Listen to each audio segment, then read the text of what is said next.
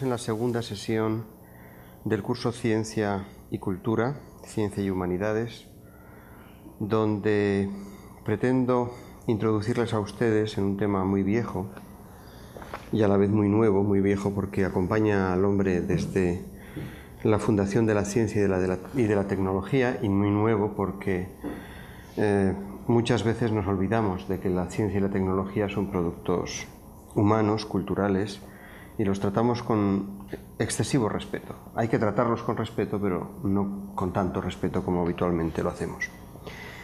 Y en la sesión de ayer hice una pequeña introducción acerca de lo que podíamos llamar la historicidad de la ciencia, una defensa de las ventajas que podía tener estudiar las ciencias también desde un punto de vista histórico. Y quiero llamar la atención por algunas de las preguntas que me llegaron ayer tarde, y que, pues algunas contesté directamente y otras no, que no se trata de sustituir la ciencia como producto del conocimiento, como construcción metodológica fuerte, por una visión de la ciencia completamente cultural y relativista, sino que es necesario adquirir, además del aspecto, digamos, metodológico, productivo, creativo y de crecimiento de la ciencia, una versión o una perspectiva cultural, histórica, que nos ayude a comprender la propia dinámica científica. La ciencia es un producto que a la vez parece eterno y a la vez efímero. Parece que la ciencia está construida con lo mejor de nosotros mismos, con los esfuerzos intelectuales más brillantes, pero a la vez se nos queda viejo inmediatamente. La ciencia es un pasar, es una especie de río de conocimiento. Es una dinámica, es un proceso de aprendizaje, un proceso de descubrimiento, un proceso de invención, es un conjunto de procesos extraordinariamente enriquecedores. Y entonces, no solamente nos tenemos que quedar contemplando una de las etapas de esos procesos, sino además intentar entender lo más difícil que tiene el ser humano, que es entender el tiempo, entender la dinámica, entender el paso de las cosas. Eso era lo que yo pretendía ayer. Hacer que ustedes recapacitaran sobre ese problema. Si lo he conseguido o no, pues ya lo veremos con el tiempo, puesto que esto no se mide inmediatamente, porque esto mismo es un proceso. Y entonces los procesos que hablan sobre procesos tienen también esas debilidades, ¿no? Hoy vamos a centrarnos, ustedes y yo, espero que ustedes pensando y yo hablando, y además pensando, sobre las relaciones entre ciencia y tecnología. Evidentemente proyectadas en la historia, evidentemente proyectados en nuestra cultura y evidentemente también proyectadas en todo ese aspecto dinámico que yo quiero potenciar. Esas relaciones que ustedes habrán visto son aparentemente muy sencillas y realmente muy complicadas si han tenido el tiempo de acudir al cuestionario que les puse en red ayer. No he querido en absoluto que ustedes rellenen ese cuestionario como si fueran alumnos y lo sometieran a una especie de juicio superior. He procurado que quedara claro en el cuestionario que lo que me interesaba es que ustedes accedieran a ese cuestionario y discutieran entre ustedes. Y he tenido la satisfacción de que ya parte por email y parte presencialmente me han dicho que qué complicado es. Qué complicado es reflexionar acerca de cuestiones primitivas, tales como la ciencia y la tecnología. Qué difícil es definir la noción de ciencia, definir la noción de tecnología, definir sus relaciones. Bueno, si ustedes han aprendido a ver que lo que usan habitualmente en el lenguaje, lo que ustedes manipulan y algunas veces maltratan, exactamente igual que yo, no les acuso de nada, esa especie de obviedad de lo que es la ciencia y la tecnología, si ustedes han aprendido que eso es difícil y que lo aparentemente elemental no lo es tanto, y que las ideas preconcebidas hay que tomarlas en serio únicamente para someterlas a crítica, entonces están ustedes, digamos, cerca de ser copernicanos. Están ustedes ya cerca de ser hombres del Renacimiento, y mujeres del Renacimiento, evidentemente, personas que, digamos, crecen en ese contexto humanístico que se llama barroco y revolución científica. Lo digo porque es evidentemente lo más importante de toda aproximación histórica a la ciencia y toda la aproximación histórica a la tecnología. Saber que estamos, digamos, en un mundo de obviedades que, sin embargo, cuando intentamos precisarlas y intentamos definirlas, nos encontramos con que difícilmente son permeables o difícilmente nos son patentes. Bien, desde ese punto de vista es como vamos a abordar hoy la convergencia entre ciencia y tecnología, es decir, la relación que hay entre ciencia y tecnología y cómo se establece esa relación dinámica entre ciencia y tecnología. Y para eso, aunque retrocedamos a la historia y aunque hagamos indagaciones acerca de cómo esto nos puede servir para pensar acerca de cuestiones que también aparentemente son obvias, como las de ayer, tenemos que partir de un hecho muy elemental y simplemente que la importancia, podríamos definirlo así, la importancia del continuo tecnológico y científico es tal que invade toda nuestra cultura actualmente. Sirve para medir el grado de desarrollo de una sociedad de manera análoga a como en el siglo pasado se utilizaba el carbón y el acero para medir, digamos, la renta y la importancia de un país. No sé si ustedes han sido lectores de historias de la economía, pero es muy habitual que esto se utilice como, digamos, como índice de referencia. Con lo cual eso quiere decir que la ciencia y la tecnología son fundamentalmente productos. Son productos exactamente igual que era el siglo pasado producto el acero y el carbón. Es curioso que además está apoyado en una serie de creencias elementales. Sin ciencia y tecnología no hay desarrollo, sin ciencia y tecnología no hay progreso, sin ciencia y tecnología no hay riqueza. Y entonces hemos asistido en el siglo pasado, es decir, ese que acabó hace 20 y tantos días, o casi ya 31 días, a un proceso de convencimiento social de que lo importante es crear tecnólogos, crear científicos, y que un país pueda decir que gasta un tanto por ciento de su PIB determinado para producir ciencia y para producir tecnología. Y además, no solamente eso funciona, sino que los países más desarrollados, es decir, los países que tienen supuestamente un mayor número de desarrollo tecnológico y científico, ensayan la prospectiva de nuevos planes y entonces apoyan con planes nacionales, por lo menos en Europa, o planes, digamos, continentales, el desarrollo de determinadas tecnologías. Y cuando hay un problema serio en la sociedad, ese problema se convierte siempre en un problema científico o tecnológico. Es decir, el problema de ¿tiene curación el SIDA? O el problema de ¿es posible atajar el mal de la encefalopatía espongiforme bovina? Que ustedes, por supuesto, ignoran porque viven en un paraíso donde las vacas comen hierba. Pero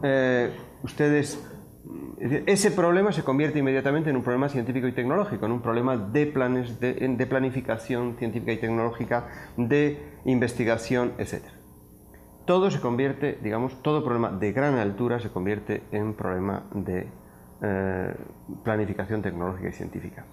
Nos incomoda extraordinariamente cuando hay problemas que no se pueden reducir a esa especie de expediente. Por ejemplo, nosotros tenemos ahora que entender la inmigración en nuestro país, y provengo de España, es decir, entender la inmigración. Nos molesta mucho que eso no se pueda hacer de una manera científica y tecnológica, porque es otro tipo de procesos, lo que significa el poder entender qué derechos tienen los emigrantes, además un país como el nuestro que ha sido emigrante siempre, ¿no? Parece que uno, haber sido emigrante, le puede enseñar algo, pero no ha enseñado nada, y entonces ese proceso nos incomoda porque no es como un mal, como una enfermedad, como un huracán, como un problema de falta de energía, donde todo, digamos, parece que está controlado, todas las variables están controladas. Pero en el fondo, vivimos en una ficción. No solamente nosotros, digamos, en el país de donde yo provengo, sino todos ustedes, este país, todos. Y es en la ficción de que la relación entre ciencia y tecnología es muy lineal, es decir, que si uno aumenta el número de científicos y tecnólogos, automáticamente va a producirse un aumento de ciencia y tecnología, sin más.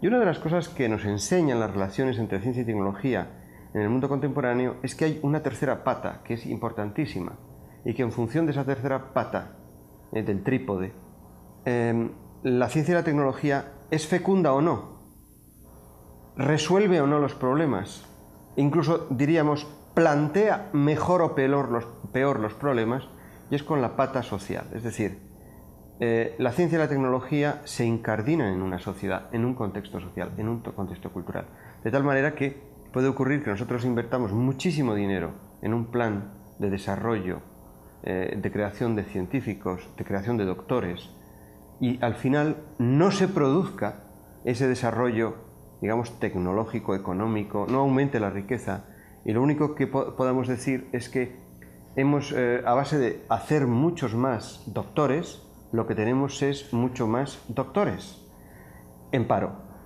porque no tienen absolutamente nada que hacer. Es decir, que hemos aprendido todo, incluso que el proceso no es lineal, que realmente producir tecnólogos, que producir científicos, que esto es algo que requiere situaciones más sofisticadas, aproximaciones más refinadas, de tal manera que nos solemos doler de ser algunas veces demasiado simples y creer demasiado en la linealidad de los procesos. Y entonces eso de ponga usted dinero, ponga usted doctores y tendrá premios Nobel, pues no es tan fácil. O ponga usted dinero, ponga usted doctores y tendrá desarrollo tecnológico, tampoco es tan fácil. Esa complicación hace que yo me refiera a esas partes del cuestionario de ayer en la que les preguntaba insidiosamente, pero con muy buena fe a la vez, acerca de cuáles consideran ustedes que son los factores que verdaderamente empujan el desarrollo. Y les daba demasiados. Y cuando se da demasiados, uno se siente muy confundido. Pero la gracia de darles demasiados, porque si les diera pocos, le estaría dando una orientación de mi opinión. Como yo quiero que ustedes afloren sus opiniones, entonces les he dado esa especie de sobredosis de posibilidades para que ustedes después, con esa sobredosis, actúen. Bien, entonces vamos a pasar a ver cómo es o cómo se puede caracterizar esa relación entre ciencia y tecnología, o esa situación según la cual la tecnología y la ciencia son elementos muy importantes para caracterizar una sociedad, pero sin más nos dicen poco, porque no nos lo enseñan de una manera procesual. Y para eso es necesario acudir a la historia.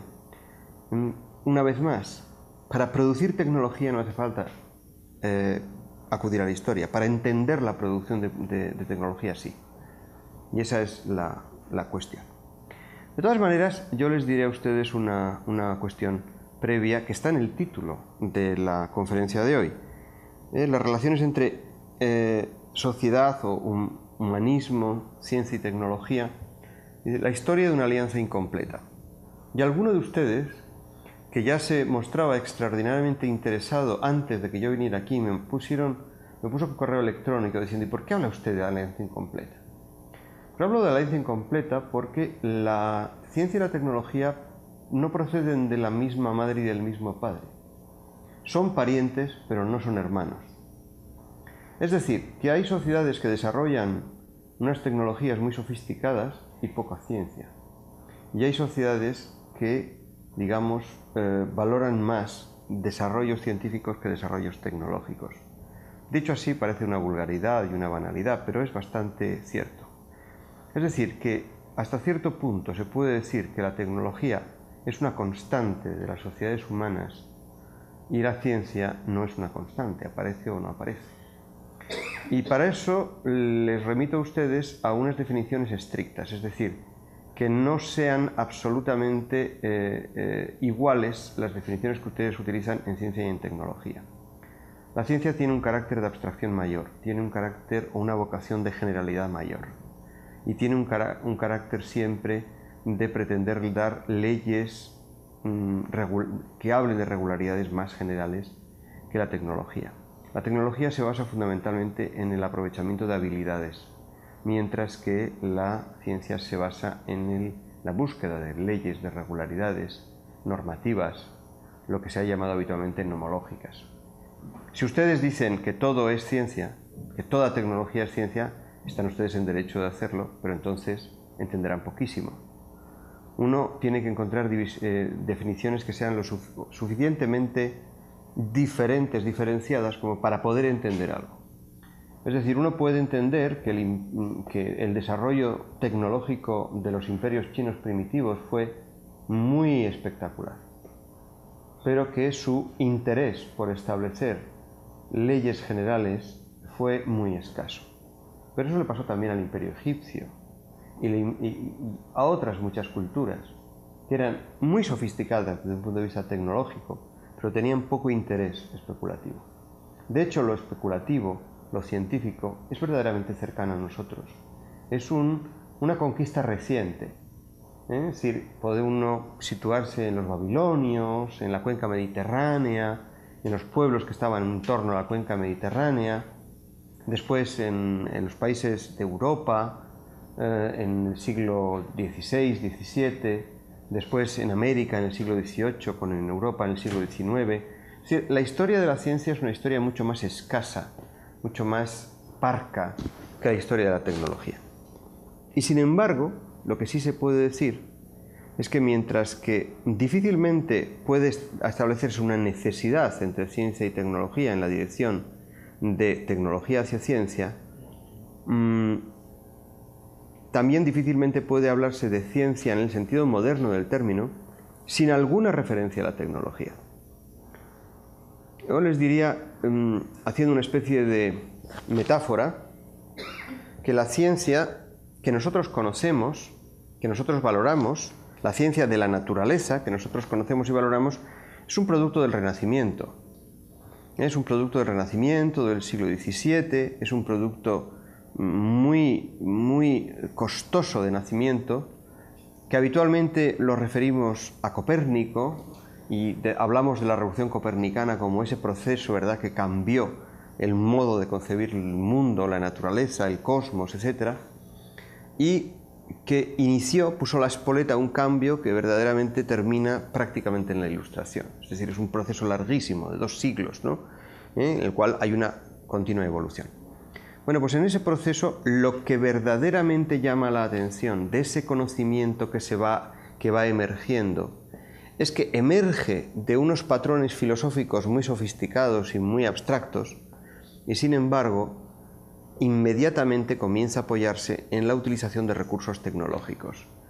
Es decir, cambia la noción de relación con la naturaleza, cambia la relación de mediación que tiene nuestra observación y tiene nuestra manipulación, es decir, cambia la noción de observación, cambia la noción de interacción y aparece la noción de experimentación como un concepto histórico importantísimo.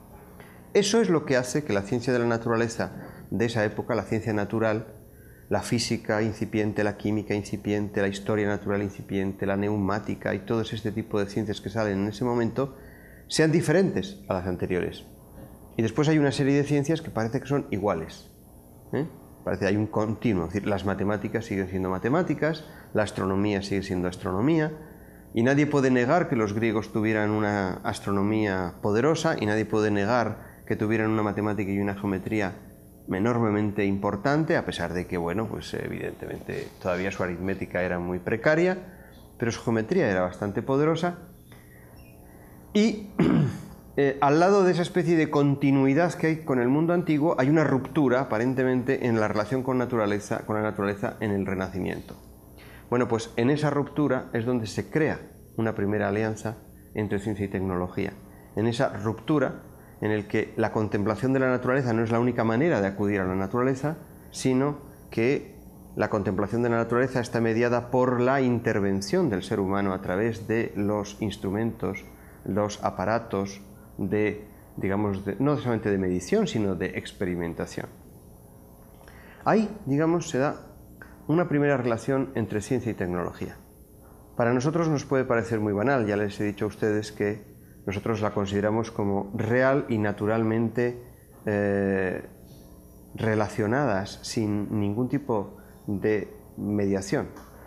Sin embargo, en la historia esa alianza se ha dado de manera incompleta, porque unas veces la ciencia ha estado más desarrollada y otras veces menos, unas veces se ha aprovechado más de la tecnología y otras veces menos, unas veces la tecnología se ha desarrollado más independiente que la ciencia y otras veces menos.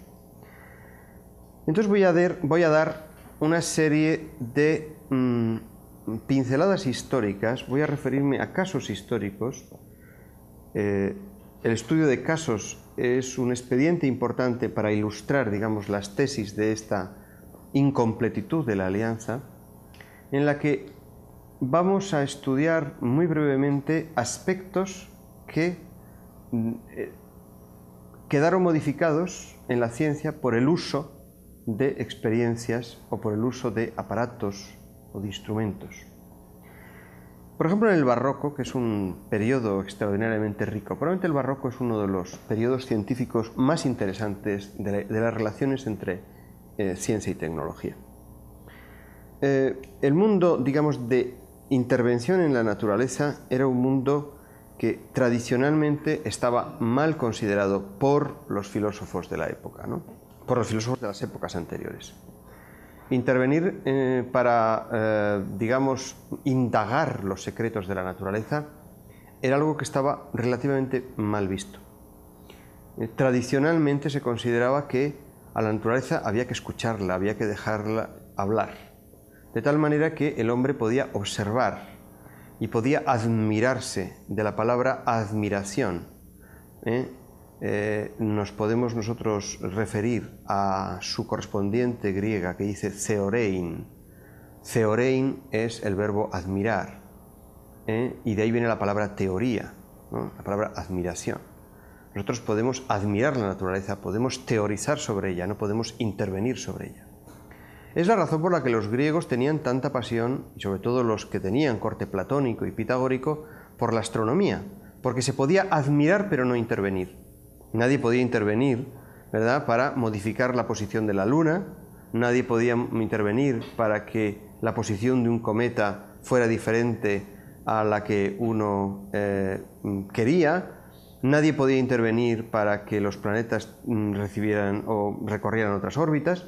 Es decir, realmente el mundo de la astronomía es el mundo de la admiración, es el mundo de la situación de el observador como ojo que lo único que puede hacer es analizar su propia experiencia visual. Teniendo en cuenta que nosotros tenemos un mundo visual, la teoría astronómica era verdaderamente el reflejo de esa consideración. Una colega de la Universidad Complutense y yo hemos escrito cientos de páginas sobre esa situación en nuestros libros Teorías del Universo, donde verdaderamente se analiza esa sensación en la que el astrónomo es observador. Ahora bien, ¿eso qué significaba? Que observar no suponía intervenir, sino observar significaba teoretizar, sin más. Lo que no quiere decir que no se interviniera, es decir, lo que no quiere decir que los griegos, los medievales, no intervinieran en la naturaleza. Toda la tradición alquímica es una tradición de intervención, toda la tradición mecánica, toda la tradición tecnológica, pero era una tradición que no tenía tanto prestigio intelectual, tanto prestigio social como la de los filósofos o la de los astrónomos, digamos que eran los individuos más refinados. Incluso se veía mal que se interviniera demasiado, y la alquimia era una disciplina ni siquiera reconocida ni valorada, por mucho que consiguiera productos extraordinariamente útiles como las aguas de vida, es decir, el equivalente al tequila en Europa, es decir, todos estos líquidos producidos por la destilación. Es decir, que esto fue un acontecimiento extraordinariamente importante, medieval, ¿no? Encontrar algún elemento que tuviera un grado alcohólico mayor para poder reavivar los individuos que estaban excesivamente fríos o excesivamente enfriados. Es decir, estos son productos que se veían con cierto grado de, digamos, sospecha, no por una cuestión de alcoholismo, sino por una cuestión de que se estaban produciendo en el secreto de esos laboratorios alquímicos, ¿verdad?, en las abadías o en las grandes instituciones medievales, ¿no? Es decir, se intervenía, pero no era prestigioso intervenir. Y por supuesto no había una defensa teórica de la intervención, incluso en aspectos tan importantes como la medicina. ¿Cómo se podían curar las cosas? Es decir, el cirujano tenía una calificación intelectual menor que el físico. El físico es el que estudiaba el cuerpo del enfermo y a través de la naturaleza podía restaurar el equilibrio alterado. La enfermedad se consideraba como un equilibrio, un desequilibrio de algo equilibrado, en fin. Tienen ustedes muchísimos ejemplos de lo que puede ser el prestigio de la admiración y el no tanto prestigio de la intervención. Bueno, pues en el siglo XVII y ya en el siglo XVI se producen intentos de intervención. Es decir, se produce un tipo de filosofía que intenta dar cuenta de las virtualidades que tiene esa intervención. Curiosamente, los interventores, con perdón de los que ahora lo son, se les llamaban magos, magos naturales. Frente a los magos negros están los magos naturales. Un mago natural del Renacimiento sería exactamente igual que un físico o un químico, es decir, dentro de lo que no puede ser nuestra percepción. Pero se llamaban magos y, por supuesto, en sus libros de magia escribían lo primero un prólogo en el que decían que esa magia era buena, ¿no? Ellos no estaban dentro de la magia esta negra, no, eran magos buenos. Y ahí se encuentran, digamos, recetas, digamos, de intervención, pero concebidas de una manera general o intentando encontrar regularidades verdaderamente importantes.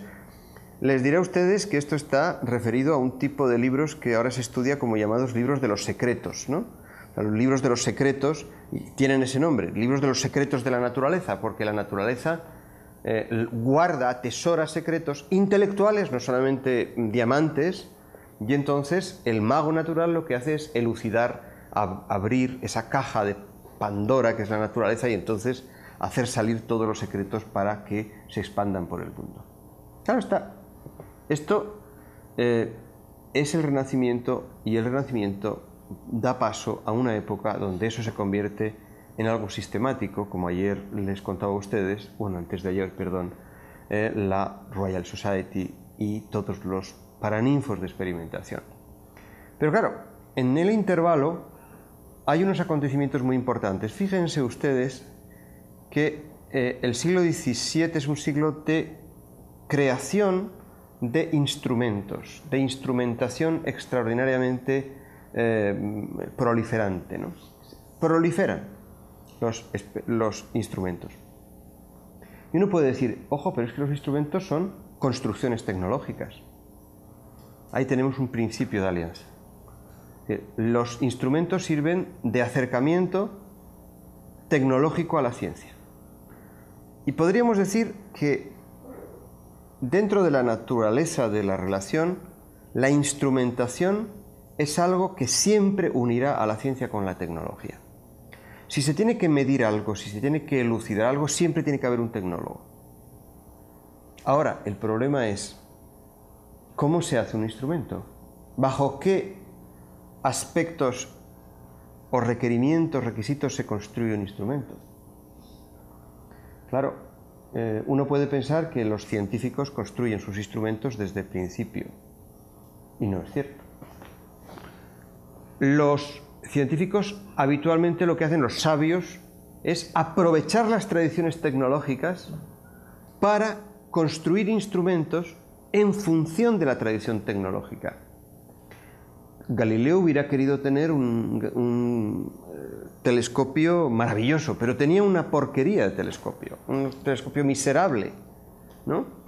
¿Por qué? Porque era el que construían los holandeses, ¿verdad?, para ver avanzar las tropas del duque de Alba, que era el español malo que iba a invadir Holanda. Entonces, ellos habían construido unos telescopios y unos anteojos, y además el individuo que los había construido era un fabricante de gafas, o sea, no, era un pulidor de lentes.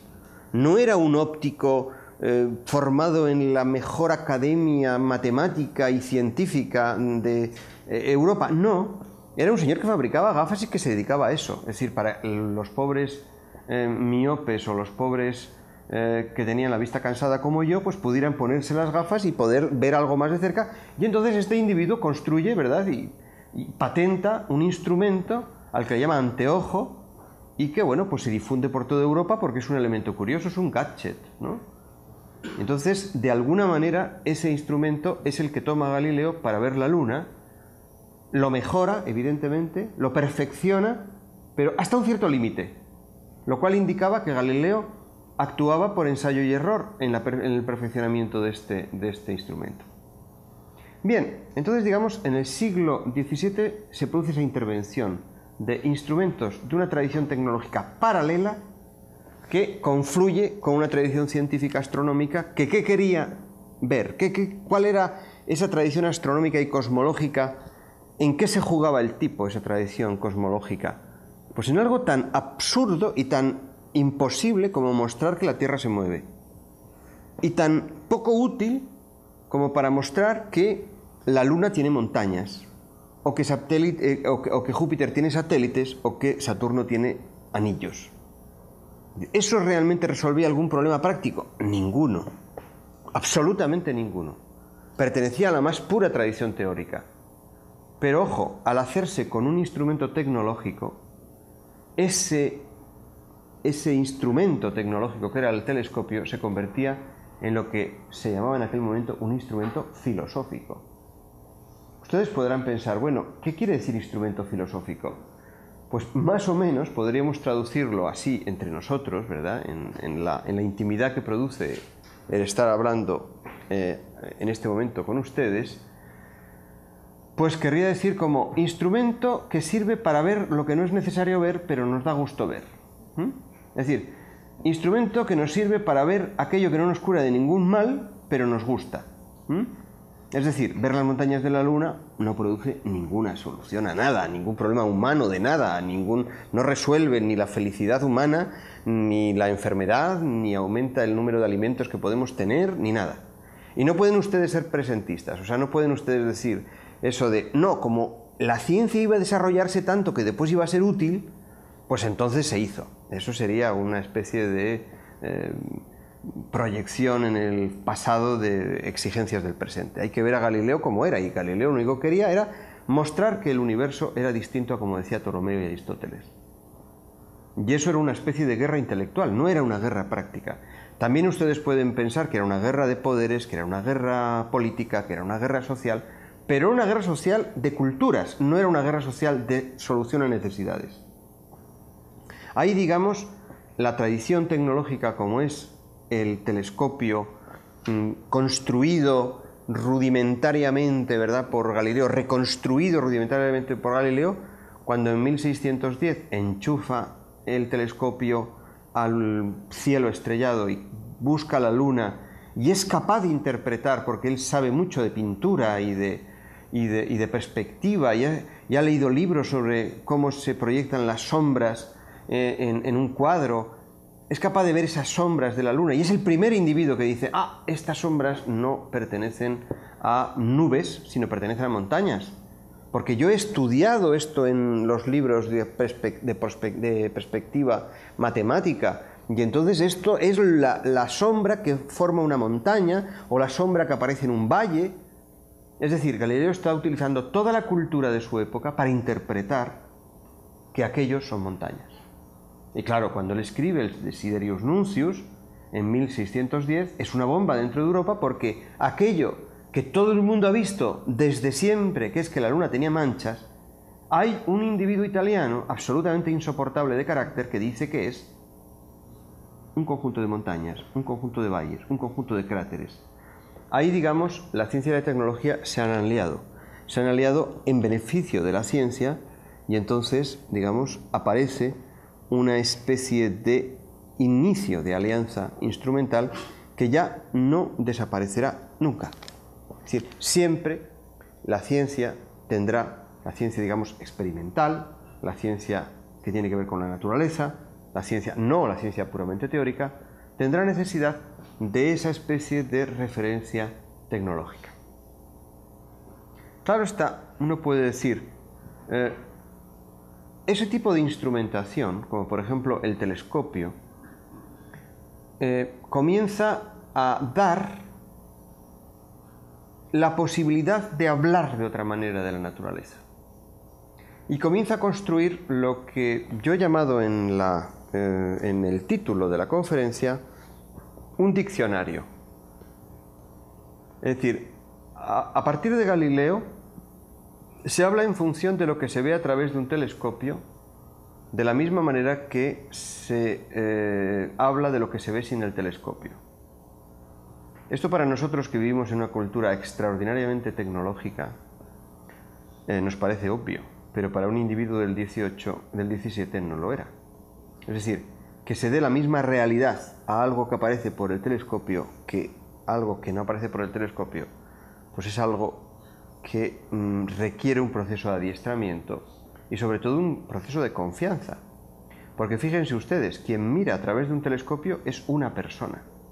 E imagínense ustedes el proceso. Galileo es un señor muy listo que mira a través del telescopio, sabe muchísimo, escribe un libro maravilloso y hace que todos entren en crisis a su alrededor y dicen que qué barbaridad, que si es cierto eso que ve el señor Galileo, las cosas tienen que cambiar, es decir, las concepciones mentales tienen que cambiar. Y entonces ustedes, que son enormemente ingenuos y además buenas personas y bien pensadores, enchufan el telescopio de Galileo hacia donde Galileo dice que está Júpiter y sus satélites, o Saturno y sus anillos, y no ven nada. No ven nada. Yo les garantizo a ustedes que si no tienen experiencia astronómica, yo les doy un telescopio de Galileo y 2 días, y en 2 días pierden su fortuna entera y tienen que darme el sueldo el resto de su vida. Si se lo juegan, no encuentran ni Júpiter, ni los satélites, ni los anillos, ni nada. Con lo cual, lo que quiere decir esto no es nada más que uno tiene que aprender a mirar por un telescopio. Y tiene que aprender a mirar por un telescopio y tiene que mejorar el telescopio, fundamentalmente. Lo primero que se hace es mejorar el telescopio porque no se veía nada. Entonces, claro, hay que comprender a los contemporáneos de Galileo. No hay que insultarlos, no hay que decir qué barbaridad, qué retardatarios eran, pero qué brutos. No, hay que decir, es que todo proceso tecnológico requiere un adiestramiento. Y por supuesto una educación, digamos, que hasta que se produce, y esto dura casi todo el siglo XVII, lo que se describe está basado en un criterio de autoridad. Galileo dice, Hevelius dice, Hevelius fue uno de los grandes astrónomos de la época, Huygens dice, Fontana dice, Hooke dice, Newton dice, es decir, que es un proceso en el cual el individuo que no tiene acceso a un telescopio, que es el 99,9% de la población, tiene que creer con absoluta claridad, o sea, con absoluta claridad quiere decirse que es una creencia absolutamente clara y no otra cosa, que ese individuo dice la verdad. Y tanto es así que el individuo que ve a través de un telescopio suele tener interés en hacer grabados muy buenos para que la gente se crea que lo que ha visto tiene, digamos, interés. Es decir, a partir de Galileo, si ustedes han visto el Sidereum Nuncius, da unos dibujos a carboncillo, ¿no? Así, un poco inventados, ¿no? O sea, un poco simplificados, digamos. No quiero degenerar en una crítica feroz a Galileo, porque el pobre hizo lo que pudo y luego lo hizo magníficamente. Pero es decir, cuando uno ve los dibujos de Galileo, dice, hombre, pues si uno duda un poco de la teoría copernicana, no me extraña que no se creyera lo de los dibujos de Galileo. ¿Quién se creyó lo de Galileo? Todos los copernicanos. Inmediatamente se lo creyeron. ¿Quién no creyó lo de Galileo? Todos los que eran tolemaicos. O sea, ahí, digamos, el asunto dividió a la sociedad. Una tecnología no servía para dirimir nada, lo que servía era para dividir. Entonces, todo el siglo XVII consiste en que lo que es creencia pase a ser a una persuasión o a una creencia también fundamentada. Es decir, que el número de personas que vean eso aumente, que las planchas que se imprimen con la luna cada vez sean más claras y coincidan, sean hechas en Italia o sean hechas en Polonia, y entonces digamos que haya un crecimiento de la intersubjetividad, pero eso es un proceso lento, es un proceso que dura prácticamente todo el siglo XVII.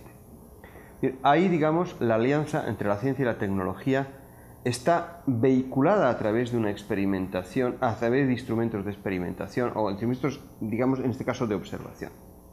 Pero lo mismo podría decirse con otro tipo de instrumentos, que son todavía más herméticos que el telescopio. El telescopio no es tan hermético porque todo el mundo pensaba que el problema era resolver cómo era la marcha del rayo desde el objeto hasta el ojo y cómo se formaba la imagen. Es decir, eso ya lo sabía Descartes y otros muchos de la época. Pero hay otro instrumento que es todavía más opaco, que es la máquina de vacío. Es decir, el hecho de que se pueda producir el vacío en un barómetro, el hecho de que pueda variar la presión, el hecho de que se pueda descubrir la atmósfera, el hecho de que se pueda construir una máquina que saque el aire, pero que a la vez se vea a través suyo, que el aire se retira pero no se retira la luz, y esto da lugar a un conjunto de discusiones acerca de la naturaleza del vacío extraordinariamente importante. Pero no vamos a quedarnos aquí, vamos a dar un paso más. Hasta ahora hemos visto las relaciones que hay entre ciencia y tecnología, en el sentido de esa nueva ciencia requiere una herramienta tecnológica, y requiere una herramienta tecnológica porque hay una teoría, o para apoyar una teoría que socialmente ha inquietado, que es la teoría copernicana, que además parece violentar creencias, alterar creencias. Las primeras creencias que altera son las de los protestantes más piadosos, que consideran que la Biblia no puede mentir, y si Josué paró el sol significa que el sol se movía, no podía en absoluto engañar a los hombres. Y después, en un momento determinado, ya se convierte en un problema casi de Estado, ¿no? La división de Europa entre copernicanos y tolemaicos. Vamos a acudir a otro modelo o a otro escenario que es muchísimo más leve, ideológicamente hablando, pero mucho más importante socialmente hablando, que es todo el proceso que se da en la Ilustración de creación de máquinas. Es decir, y vamos a fijarnos en un aspecto que es especialmente interesante, y con eso terminaremos hoy la sesión y después dedicaré un tiempo a las preguntas y comentaré un cuestionario que quiero que ustedes piensen para el próximo día, exactamente igual que el de ayer, y que se rompan la cabeza y se discutan entre ustedes sobre esta cuestión, ¿no? Pero vamos, antes de terminar, a hacer una referencia a uno de los momentos que aparentemente determina nuestro mundo, que es el mundo de la Revolución Industrial, la primera Revolución Industrial, o lo que habitualmente se llama ahora proto-revolución industrial, es decir, ese periodo que va de principios del siglo XVIII a mediados o a los años 60 del siglo XVIII. Allí, en ese proceso, digamos, tenemos procesos de tecnología aparentemente pura. Es decir, tenemos una generación, una serie de personajes que inventan y construyen máquinas de vapor, lo que hoy llamamos máquinas de vapor. Esas máquinas de vapor son como enormes molinos que están situados en el sitio donde hay que hacer determinado tipo de trabajos. Habitualmente sirven para drenar las minas. El objetivo de una máquina de vapor es que se pueda trabajar en una mina sin que los mineros tengan el agua por la cintura. Y de hecho, la primera máquina de vapor que patenta un inglés llamado Savery es una máquina de vapor cuyo nombre se llama La alegría del minero o El amigo del minero, ¿no? Tiene una máquina de vapor que pretende extraer agua de las minas. Después, un personaje como Newcomen, en 1712, la mejora y la convierte en una máquina de vapor, la que ustedes conocen, es la máquina de vapor estacionaria. Y después, digamos, ya pues viene Watt y toda la generación de Watt, la máquina de doble efecto, se convierte en movimiento de balancín en un movimiento circular y estas cosas. Bien, es curioso porque todo ese proceso tecnológico es un proceso tecnológico, no es un proceso científico. Nadie sabe por qué funcionan las máquinas de vapor así. Es decir, que durante un siglo y 26 o 24 años, es decir, hasta 1824, nadie se plantea el problema de por qué las máquinas de vapor funcionan así, de esa manera, y no de otra manera. Ahí tenemos un ejemplo en el que la tecnología, en un contexto muy científico, o sea, no en el contexto de la China imperial, ni en el contexto de los egipcios, ni en los conceptos, ni en el contexto del imperio inca, es decir, que son imperios muy tecnológicos y sociedades enormemente tecnológicas, sino en el contexto de la revolución científica, se hacen desarrollos tecnológicos al margen, en cierta medida, al margen de los desarrollos científicos. Es más, hay pocos científicos que se dedican a preocuparse por qué funcionan las máquinas de vapor así. En principio se considera que son unas máquinas que se construyen, ¿verdad?, para realizar trabajos, y los científicos están preocupados acerca de si la Luna tiene una determinada nutación o no tiene una determinada nutación, y entonces los premios de las academias se refieren a cuestiones mucho más abstractas y mucho más teóricas, y verdaderamente la idea de que una máquina de vapor es un problema teórico no existe. Es decir, se mejora el rendimiento de las máquinas, pero de una manera práctica. Incluso se dan avances significativos como el de Watt, separando el calefactor del refrigerador. Pero, digamos, no hay un tratamiento teórico riguroso de las máquinas térmicas hasta finales del siglo XVIII, en el momento en el que se las compara con las máquinas hidráulicas. Entonces, el planteamiento es un planteamiento económico. ¿Qué es lo más rentable, una máquina hidráulica o una máquina de vapor? Es decir, cuando la saca Carnot, en medio de la Revolución Francesa, se plantea el problema de ¿en qué va a invertir el Estado? ¿En potenciar las máquinas hidráulicas o las máquinas de vapor? Y les puedo asegurar que la mayor parte de los ingenieros franceses de esa época consideran que la tecnología de futuro es la hidráulica, no es la de vapor. Es decir, considera que la máquina de vapor es demasiado complicada, nadie sabe por qué funciona, mientras que una máquina hidráulica es una máquina sencilla y además es una máquina que se puede convertir en un problema mecánico y hidráulica. Es decir, se considera que la máquina hidráulica es una máquina más prometedora teóricamente porque saben la teoría, y como la máquina de vapor no sabe la teoría, consideran que no tiene futuro. Fíjense ustedes que ahí lo que se está haciendo es el quid pro quo de ¿será aquello que tenga más éxito, aquello más prometedor y más interesante para nuestro desarrollo, lo que conocemos teóricamente? Y será menos interesante lo que no conocemos teóricamente, sino simplemente por vía tecnológica. Ahí ya configura una sociedad de carácter extraordinariamente científico que está trabajando, digamos, en la dirección de construir una ideología acerca de cuál es el conocimiento más pertinente, cuál es el conocimiento más atractivo. Algo que después ocurrirá en nuestra época permanentemente. Cuando en 1824 el hijo de la Sar Carnot, que es Sadi Carnot, escribe un libro que se llama Reflexiones sobre la potencia motriz del fuego y sobre las máquinas aptas para desarrollar esa potencia. Es un título larguísimo, pero bellísimo, ¿no? Este individuo, ¿qué hace? Hacer teoría, pero ojo, sobre un artefacto, sobre una máquina. Fíjense ustedes qué interesante. Ahí la relación se vuelve a dar entre tecnología y ciencia, pero se vuelve a dar o se da de una manera bastante original.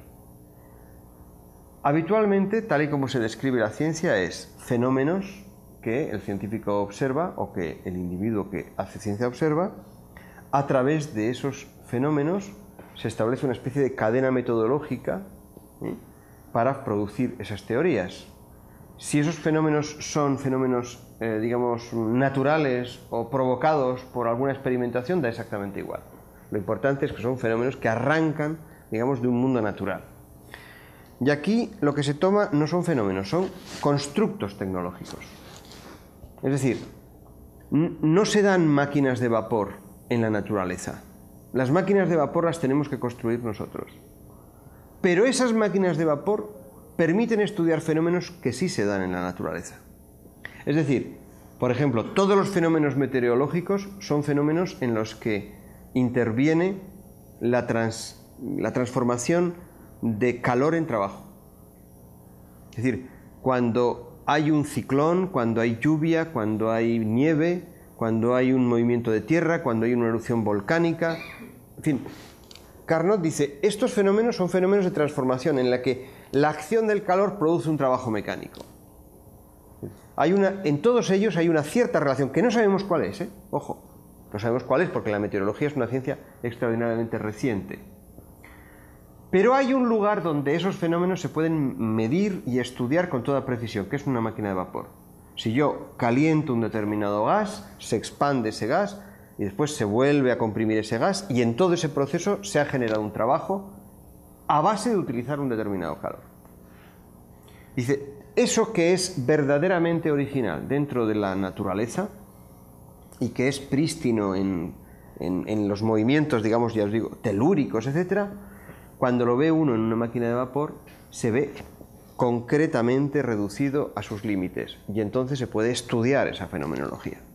Es una fenomenotecnia, en realidad. No se estudia una fenomenología. Se construye una máquina de vapor sin saber cuáles son las leyes que lo rigen y después se lo toma como objeto para estudiar las leyes que rigen no la máquina de vapor, sino cualquier transformación entre calor y trabajo. Es decir, se teoriza acerca del comportamiento de una máquina creyendo en la hipótesis de que esa máquina nos da la imagen de lo que ocurre en cualquier proceso donde hay una transferencia de calor-trabajo. Perdonen que les haya aburrido con este discurso tan técnico, pero realmente es fundamental, porque entonces la teoría surge de una técnica, de una tecnología, no surge de la naturaleza. Pero es una teoría que es completamente universal. El principio de Carnot se ve como un principio, como una ley de la naturaleza, pero está testado únicamente en las máquinas de vapor. Y entonces queda el proceso de entenderlo en general en todas las aproximaciones dentro de la naturaleza. Es decir, que se produce la alianza, pero en la otra dirección. En la dirección ya no es que la tecnología sea una especie de servidora de la ciencia para hacer instrumentos, sino que la tecnología es la que ha proporcionado la base fenoménica para realizar la teoría. Es decir, uno no podría haber hecho la teoría, digamos, termodinámica elemental, la de Carnot, ni ninguna de las de después, si no hubieran tenido como referente ese fenómeno de transferencia de calor a trabajo. De tal manera que uno puede decir como balance que realmente el mundo de la relación tecnológica y científica a través de estos dos ejemplos se puede ver, es un mundo en el que no se puede decir, porque siempre hay contraejemplos en contra, que haya una prioridad entre la ciencia y la tecnología. No se puede decir que antes de la ciencia está la tecnología o antes de la tecnología está la ciencia, sino que lo que se puede decir es que se dan las relaciones históricamente de una manera o de otra, de una forma constante a lo largo de toda la historia del barroco hasta nuestros días. De tal manera que esta especie de relación de necesidad que aparece en el mundo contemporáneo es un poco ficticia. Es decir, unas veces se da esa relación teórica en la dirección de la tecnología y otras veces se da la tecnología en la dirección de la ciencia. Es decir, se perfeccionaron los telescopios a través de estudios teóricos de óptica, pero digamos, se perfeccionó nuestra comprensión de la naturaleza a base del perfeccionamiento de las máquinas de vapor. Para Carnot, la separación del condensador y de la caldera en una máquina de vapor fue una iluminación tecnológica para su teoría. Eso significaba que cuanto más diferencia de temperatura hubiera entre la fuente de calor y la fuente de refrigerador, más rendimiento habría en las máquinas. Y además este rendimiento tendría un límite superior que no puede superarse. Es decir, este tipo de apreciación del límite de procesos naturales provendría de un desarrollo tecnológico. Bueno, esos dos modelos, el modelo, digamos, óptico y el modelo termodinámico, que podríamos llamarlo, son dos modelos que se han repetido permanentemente a lo largo de toda la historia de las relaciones entre ciencia y tecnología y, por supuesto, a través de las relaciones de estas dos construcciones en nuestro siglo XX. Y estas son las que verdaderamente han constituido, como les decía a ustedes, ese diccionario a través del cual nosotros podemos entender mejor nuestro mundo. De tal manera que si se prescindiera ahora de ese vocabulario, de ese diccionario, apenas ni siquiera podríamos hablar del mundo. de nuestro mundo. Vamos a dedicar 5 minutos al descanso y volveremos en breve con ustedes. Muchas gracias. Con la segunda sesión y con la idea muy clara de que tenemos muy poco tiempo y lo que me preocupa es aprovecharlo bien, teniendo en cuenta que mañana tenemos una sesión mucho más larga en la que espero poder discutir más con ustedes y responder a más preguntas. Pero una persona llamada Julio Rubio de México me ha hecho 2 preguntas interesantísimas a las que voy a dedicar parte de los minutos que nos queda finales. La primera, voy a leerla. Hay que distinguir el concepto contemporáneo de tecnociencia. La pregunta es, aparte de ciencia y tecnología, ¿tendría sentido hablar de tecnociencia? En general, se suelen ver los procesos tecnológicos y los científicos como separados en la historia, y según algunos autores, como Javier Echeverría y otros analistas, como Fernando Broncano, Miguel Ángel Quintanilla, de estos problemas de filosofía de la tecnología, habría que hablar de tecnociencia aparte de ciencia y tecnología. Es decir, productos que serían ya creados o formados por la acción de la ciencia y la tecnología. Desde mi punto de vista, desde luego sí. Es decir, hay dentro de lo que se ha llamado en la segunda mitad del siglo XX la Big Science, o sea, la ciencia descomunal, podríamos llamar, ¿no? O sea, los grandes programas de investigación, la física de altas energías, o como menciona Julio Rubio, la biología molecular, realmente hay interacción demasiado fuerte entre ciencia y tecnología como para poder ya hablar de productos tecnocientíficos. No siempre, incluso en la física de altas energías, pero en algunas aplicaciones de la ciencia contemporánea, el componente tecnológico y la interacción entre ciencia y tecnología es tan fuerte que sí se puede hablar de tecnociencia. Pero lo que no conviene es, digamos, hacer una reducción de que todo es tecnociencia, ni muchísimo menos. Hay tecnología, hay problemas que son problemas tecnológicos y que se abordan desde perspectivas de una enorme complejidad, y entonces, digamos, son problemas tecnológicos puros, ¿no?, en el mundo contemporáneo. Y hay problemas científicos también especialmente determinados, puros, como puede ser pues toda la teoría de unificación de fuerzas o lo que puede ser la teoría de supercuerdas, que bueno, es una teoría, sí, es una teoría científica, no es una teoría científica que tiene una apoyatura tecnológica exactamente igual que cualquier otra teoría, pero no es un producto tecnocientífico. O sea que desde ese punto de vista a mí me parece importante. Pero la otra pregunta que me ha hecho Julio Rubio es más importante que esta, puesto que esta es una pregunta, digamos, de división. La otra pregunta se refiere a un libro, a las ideas que desarrolla George Vasala, que es un profesor de Historia de la Tecnología inglés, y que escribió un libro que está recomendado en la bibliografía que yo les he puesto en red, que se llama Historia de la Tecnología, o Evolución de la Tecnología. Yo no sé cómo se tradujo al castellano, pero vamos, quizás sea Evolución de la Tecnología. Lo tienen ustedes en la bibliografía que les preparé. Y establece un cierto paralelismo entre las ideas evolutivas en biología con las ideas evolutivas en tecnología. Realmente yo lo recomiendo siempre este libro por 2 motivos. En primer lugar, porque no por la importancia de las tesis, que pueden ser más o menos discutibles, sino por la importancia de la presentación de la exuberancia tecnológica frente a la idea de que la tecnología funciona simplemente para resolver necesidades.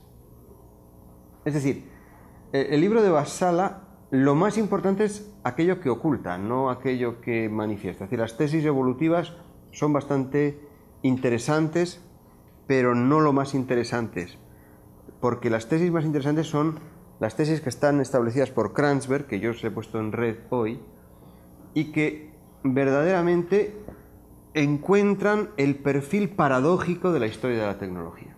Me refiero a lo siguiente. A ustedes les habrán dicho, desde en la prensa hasta en los desarrollos políticos de los programas de los candidatos a gobernar en cualquier país, no en este, en cualquiera, hasta en las historias más normales de la economía, que la relación que hay entre innovación tecnológica y necesidad es una relación que está establecida desde el punto de vista de la necesidad. Cuando necesitamos algo, inventamos. O sea, por decirlo así, la invención es el resultado de la necesidad. El libro de Vasala, sin pretenderlo, porque simplemente lo que hace es exhibir una historia, muestra que por lo menos las tesis de Kranzberg son paradójicas pero plausibles. Y es, miren ustedes, les diría Kranzberg es un historiador de la tecnología muy mayor y con mucha experiencia, ha escrito muchísimo. No se engañen, la necesidad es el resultado de la invención, no la invención el resultado de la necesidad. Es decir, nosotros inventamos y después necesitamos lo que hemos inventado. Y es posible que en algún momento haya necesidades que dicten invenciones, pero inventamos mucho más de lo que necesitamos y en muchas direcciones que no necesitamos, que se convierten en necesidad sencillamente porque las inventamos. De tal manera que hasta cierto punto el desarrollo de la historia de la tecnología lo que muestra es la exuberancia de nuestra capacidad de invención, de la especie humana, no en la radiografía de nuestras necesidades. Si esto es verdad en el mundo contemporáneo, Vasala lo demuestra que es verdad para toda la historia de la tecnología y, por supuesto, para una edad tan sumamente lejana a nosotros como el hacha de sílex. Muestra que hay tantísimas hachas de sílex que no podían tener tantas necesidades los individuos del Paleolítico. Y hace verdaderas clasificaciones de armas antiguas me refiero a paleolíticas, que hacen sospechar de que eso de que la necesidad es el único factor para la invención es un poco un reduccionismo economicista interesado. Y que en realidad el ser humano ha inventado desesperadamente y exuberantemente desde siempre cosas absolutamente inútiles que se vuelven inútiles sencillamente porque las ha inventado. Hay un cuento alemán muy divertido, yo no recuerdo ahora el autor, pero podría decírselo si ustedes tienen interés en encontrar la fuente, de un señor que inventó un pegamento que no pegaba nada y entonces inventó un material para que ese pegamento pudiera pegar algo, ¿no? Entonces se vendía en un kit el pegamento y el material, ¿no? Y tuvo un éxito enorme, ¿no? Llegó a vender millones de ejemplares de eso. No, pues esto es una ridiculización, digamos, pero está dentro de la onda, ¿verdad?, de explicaciones. O sea, nosotros somos capaces de producir muchas más cosas de las que necesitamos. Luego quiere decirse que nuestra necesidad proviene de otra cosa, no proviene de la invención, no proviene, perdón, de una especie de exigencia de supervivencia. Estamos, digamos, ligados a los procesos de invención por otros motivos. Somos un animal muy raro, los hombres. Y las mujeres, por supuesto. Muchas gracias y acabamos aquí esta sesión y mañana seguiremos a las 4 de la tarde.